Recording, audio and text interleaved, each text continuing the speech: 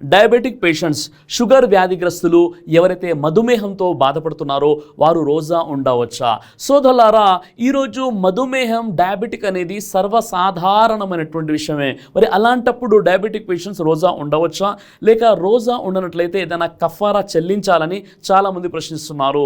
అయితే ఈరోజు మనం చూసినట్లయితే డయాబెటిక్ అనేది చాలా సర్వసాధారణంగా మారిపోయింది. ఈ డయాబెటిక్ చూపించి నేను రోజా ఉండలేకపోతున్నాను అని చెప్పడం సమంజసమైనటువంటి విషయం కాదు. అయితే డయాబెటిక్ అనేది ఎన్ని రకాలు, దీనికి సంబంధించినటువంటి వివరంగా ఈ వీడియోలో మనం తెలుసుకుందాం. ఎవరైతే షుగర్ పేషెంట్స్ ఉన్నారో ఈ పవిత్ర రంజాన్లో వారు ఉపవాసాలు పాటించాలి అనుకుంటున్నారో అలాంటి వారు ముందుగా డాక్టర్ని కన్సల్ట్ అవ్వాలి. సాధారణంగా షుగర్ అనేది రెండు రకాలుగా ఉంటుంది. ఒకటి టైప్ 1 డయాబెటీస్, రెండు టైప్ 2 డయాబెటీస్. టైప్ 1 డయాబెటీస్లో కొంతమంది ఇన్సులిన్ తీసుకుంటారు. టైప్ 2 డయాబెటీస్లో ఇన్సులిన్ తీసుకోవాలా లేదా కేవలం టాబ్లెట్సే వాడాలనేది షుగర్ లెవెల్స్ని బట్టి డాక్టర్ గారు నిర్ణయిస్తారు. కాబట్టి డయాబెటీస్ పేషెంట్స్ ఎవరైతే ఉన్నారో వారు ఉపవాసాలు ఉండాలి అనుకున్నప్పుడు డాక్టర్ గారిని సంప్రదించాలి. డాక్టర్ కనుక ఒకవేళ నీ షుగర్ లెవెల్స్ చాలా ఎక్కువగా ఉన్నాయి, నువ్వు గనక ఫాస్టింగ్ ఉన్నట్లయితే నీకు చాలా నష్టం జరుగుతుందంటే వారు ఉపవాసం ఉండవలసిన అవసరం లేదు. కానీ ఈ రోజుల్లో మనం చూస్తున్నాం చాలామందికి డయాబెటీస్ అనేది ఉంది, అయినప్పటికీ ఒక మాత్ర వేసుకొని వారు ఉపవాసం ఉండగలుగుతారు. కాబట్టి సెహరీ భోజనం సమయంలో వారు ఆ యొక్క డయాబెటీస్ సంబంధించినటువంటి ఇన్సులిన్ అయినా మెడిసిన్ అయినా తీసుకొని ఉపవాసం ఉంటే ఏం కాదని డాక్టర్ గారు సలహా ఇచ్చినట్లయితే తప్పనిసరిగా వారు ఉపవాసాలు పాటించి ఉపవాస విరమణ తర్వాత మళ్ళీ వారు టాబ్లెట్ లేదా ఇన్సులిన్ తీసుకోవచ్చు. ఏదేమైనప్పటికీ డాక్టర్ గారిని సంప్రదించి ఉపవాసాలు పాటిస్తే చాలా మంచిది. ఈ విధంగా తమ వ్యాధితో బాధపడుతూ రంజాను మాసంలో ఉపవాసాలు ఉండలేకపోతున్నటువంటి వ్యాధిగ్రస్తులకు సంబంధించి ఖురాన్ ఏముంటుందంటే, ఖురాన్లో సూర బకరా నంబర్ 2 ఆయత 185లో వ్యాధిగ్రస్తులు మరియు ప్రయాణంలో ఉన్నటువంటి వారు తమ ఉపవాసాలను మిగతా రోజుల్లో పూర్తి చేసుకోవచ్చు అని అల్లాహ్ సుబ్హానహు వ తఆలా తెలియజేస్తున్నాడు. కాబట్టి ఎవరైతే డయాబెటీస్తో బాధపడుతున్నారో వారు డాక్టర్ని కన్సల్ట్ అవ్వాలి. డాక్టర్ గనక మీరు ఉపవాసాలు ఉన్నట్లయితే మీ యొక్క షుగర్ లెవెల్స్ మరింతగా పెరిగిపోయి మీకు మీ యొక్క ఆరోగ్యానికి చాలా ప్రమాదం అని చెప్పినట్లయితే ఉపవాసం ఉండాల్సినటువంటి అవసరం లేదు. ఒకవేళ డాక్టర్ గారు గనక మీరు 30 రోజుల బదులు మీరు 2 రోజులు ఉపవాసం ఉండి 2 రోజులు మానేయండి, మళ్ళీ 2 రోజులు ఉండి 2 రోజులు మానేయండి, లేదా ఈ నెల మొత్తంలో మీరు ఒక 10-15 ఉపవాసాలు పాటించవచ్చు అని డాక్టర్ గనక మీకు సలహా ఇచ్చినట్లయితే మీరు 30 రోజుల బదులు కనీసం 10-15 రోజులైనా ఉపవాసం ఉండేటటువంటి ప్రయత్నం చేయండి. ఫత్వా ఇస్లామియా 2/192 ప్రకారంగా ఎవరైతే ఉపవాసాలు కొన్ని ఆరోగ్య సమస్యల వల్ల ఉండలేకపోతున్నారో వారు ఆ తర్వాత ఉపశమనం పొందిన తర్వాత వారి యొక్క వ్యాధి తగ్గుముఖం పట్టిన తర్వాత వారు నెక్స్ట్ రంజాన్ వరకు ఎప్పుడైనా తమ ఉపవాసాలను వారు కొనసాగించవచ్చు. ఒకవేళ డాక్టర్ కనుక మీ షుగర్ లెవెల్స్ చాలా ఎక్కువగా ఉన్నాయి, మీరు రోజా ఉండడం వల్ల మీ ఆరోగ్యానికి చాలా ప్రమాదకరం అంటే మీరు రోజా ఉండాల్సినటువంటి అవసరం లేదు, మీరు కఫారా చెల్లించాల్సిన అవసరం లేదు, మీరు ఫిదియా చెల్లించాలి. కఫారా అనేది కేవలము రోజాలో భార్యతో సంభోగం చేసినటువంటి వ్యక్తికి మాత్రమే కఫారా అనేది ఉంటుంది. ఎవరైతే అనారోగ్యం కారణంగా ఉపవాసాలు ఉండలేకపోయారో వారు ఫిదియా చెల్లించాలి. ఫత్వా ఇస్లామియా 2/197 ఎవరైతే తమ అనారోగ్యం కారణంగా ఉపవాసం ఉండలేకపోయారో వారికి ఫిదియా ఏంటి, ఎలా చెల్లించాలి?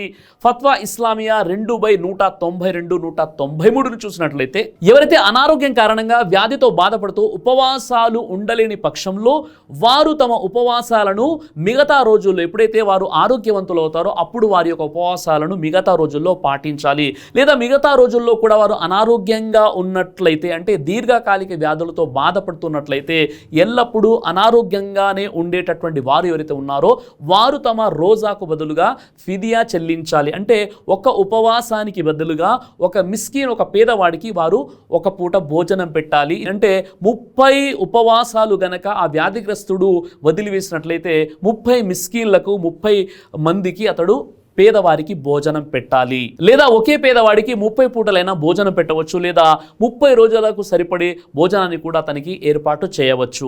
ఫత్వా అల్-లజ్నా అద్-దాయిమా 10/198 ప్రకారం కొంతమంది ఉలమాల ప్రకారం ఆదాస అంటే అనాజ్ కూడా ఇవ్వవచ్చు. సాధారణంగా అనాజ్ అనేది 1300 గ్రాముల నుండి 1500 గ్రాములు అవుతుంది.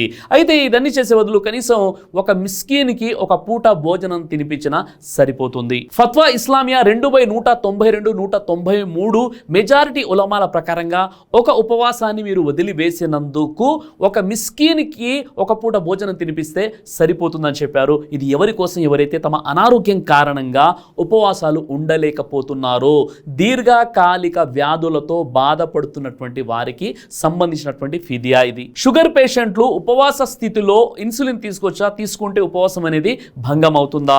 మజ్మూ ఫత్వా ఇబ్నే బాజ్ 15/257 ప్రకారంగా ఉపవాస స్థితిలో షుగర్ పేషెంట్స్ ఇన్సులిన్ తీసుకోవచ్చు.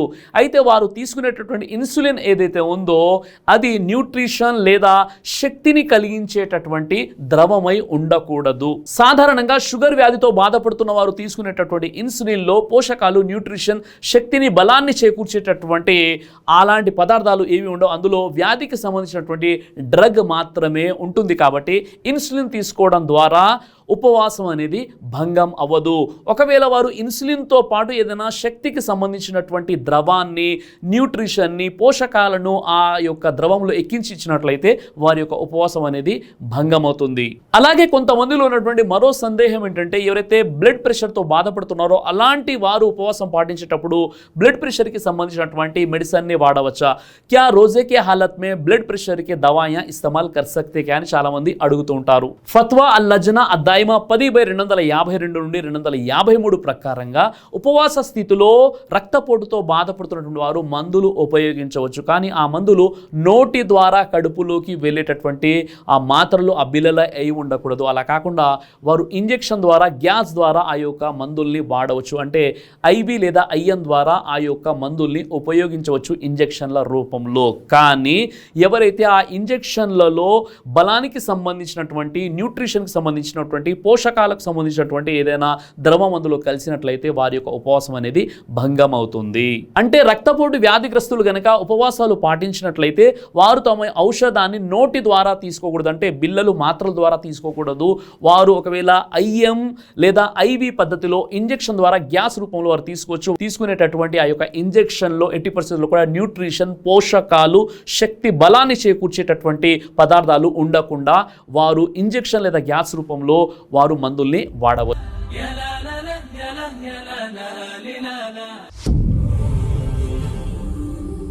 బ్రదర్ సిరాజ్ అని యూట్యూబ్ ఛానల్ని మీరు సబ్స్క్రైబ్ చేసినట్లయితే ఇన్షాల్లా దేవచిత్తం అయితే మీకు వీడియోస్ వస్తుంటాయి. అదేవిధంగా బ్రదర్ సిరాజ్ అనేటటువంటి ఫేస్బుక్ని కూడా లైక్ చేయడం వల్ల మీకు వీడియోస్ వస్తుంటాయి.